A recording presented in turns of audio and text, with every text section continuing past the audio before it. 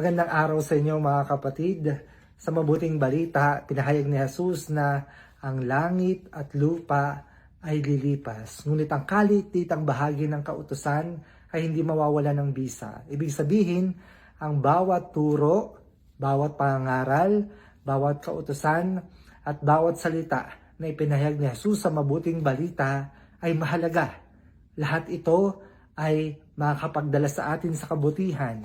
Lahat ito ay makakapagdala sa atin patungo sa kabanalan.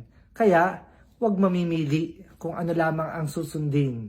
Huwag mamimili kung ano lamang ang pakikinggan. Lahat ng ipinahayag ni Jesus ay maganda para sa ating buhay. Makapagdadala sa atin patungo sa buhay na walang hanggan. Manalangin tayo sa ngalan ng Ama, ng Anak, ng